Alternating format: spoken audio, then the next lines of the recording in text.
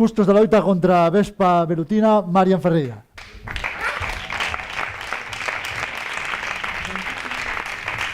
Hola, boa noite.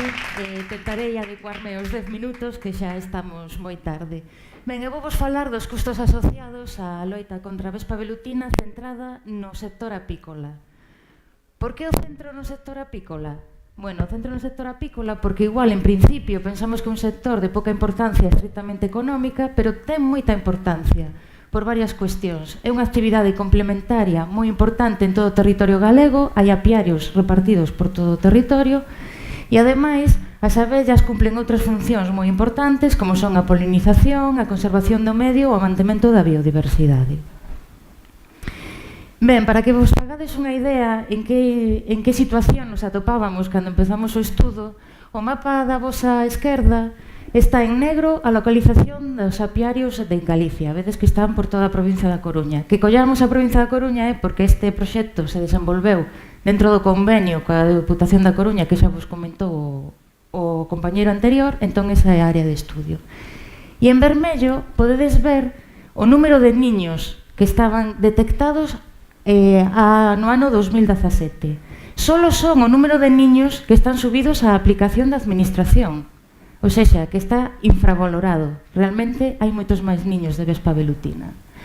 Vale, nos para estudar os custos, evidentemente non íbamos a entrevistar os 850 apicultores que hai na provincia da Coruña, escollemos unha mostra.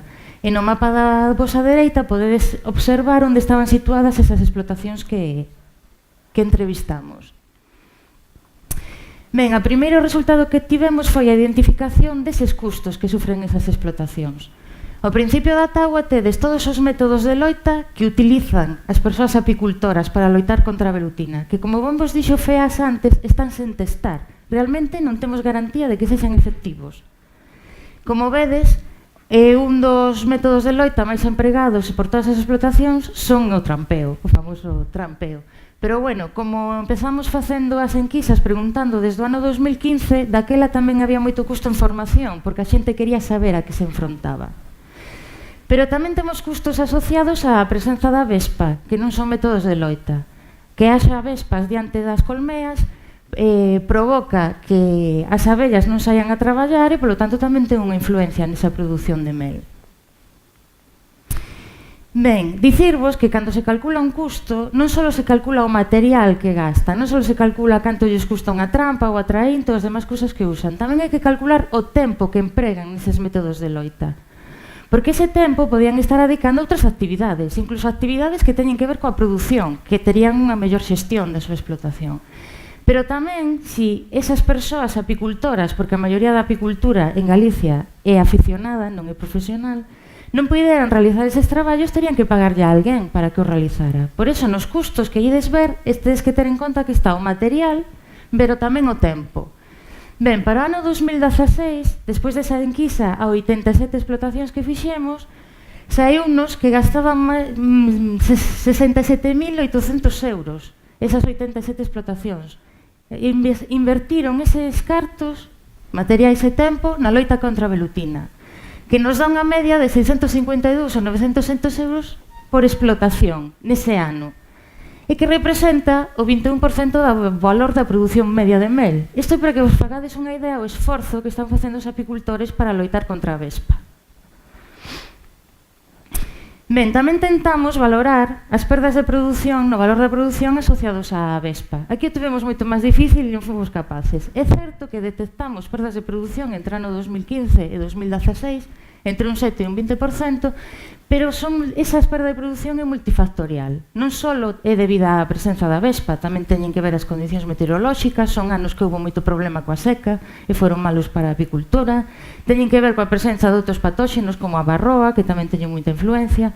Entón a vespa é un factor máis que ven a complicar a produción de mel, pero non podemos relacionar directamente que haxa vespa e que todas esas perdas sexan pola presenza da vespa. Ben, entón, despois de facer todas as enquisas, tratar todos eses datos, chegamos a esta táboa de custos. Asusta un pouco ver de repente todos eses números, entón eu considerei que máis interesante que pararme nos números, nos custos, vedes que hai moita diferencia entre uns e outros, é explicarvos por que está táboa é interesante? Por que é interesante que chegáramos a estes cálculos, a estes resultados? Ben, por que o é? Primeiro, porque con esta columna de aquí temos os custos unitarios, sabemos canto nos custa cada método que empregamos. Polo tanto, nos facilita futuras valoracións. Non vamos a ter que estar sempre repetindo o proceso de enquisar as persoas para saber canto lles custa loitar contra a vespa, senón que xa temos uns custos de referencia que nos sirven para volar máis adiante. Pero tamén, e para que a min resulta máis importante, é fundamental para a toma de decisións. Esa valoración de custos nos axuda a tomar decisións.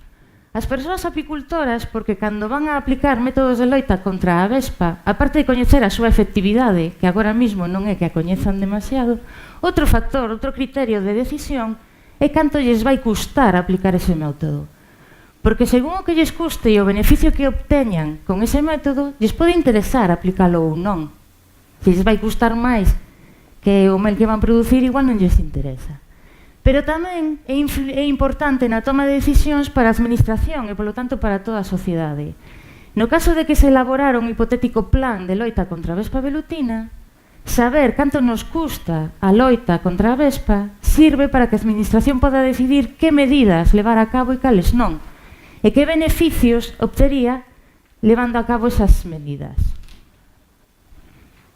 Entón, eu considero que iso é a achega máis importante para este traballo, máis cos números que se me paro aquí a explicárvolos, pois os esqueceríades aos 2 segundos, non?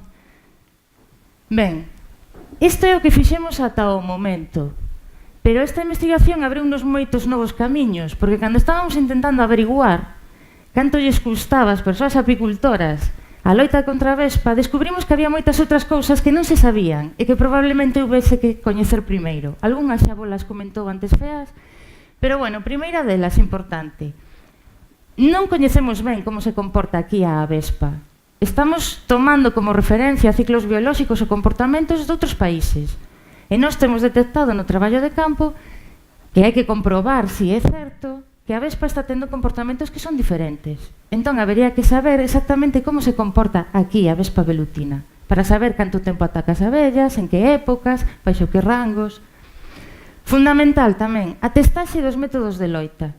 Para valorar económicamente, perfectamente, unha situación, non só hai que saber o que nos custa, tamén hai que saber os beneficios que obtemos.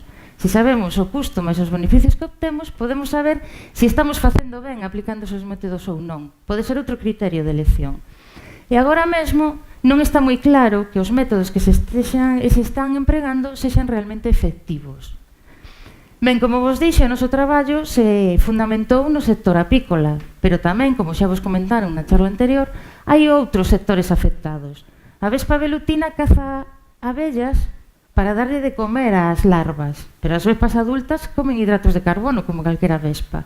Hai unha afectación no sector frutícola importante. Pode haber unha afectación importante no sector do viño. Tamén sería conveniente saber cal é ese impacto socioeconómico. Pero tamén pode ter impacto á hora de realizar os traballos. Hai unha alarma social importante. A xente tenlle medo, poderíamos dicir, á vespa.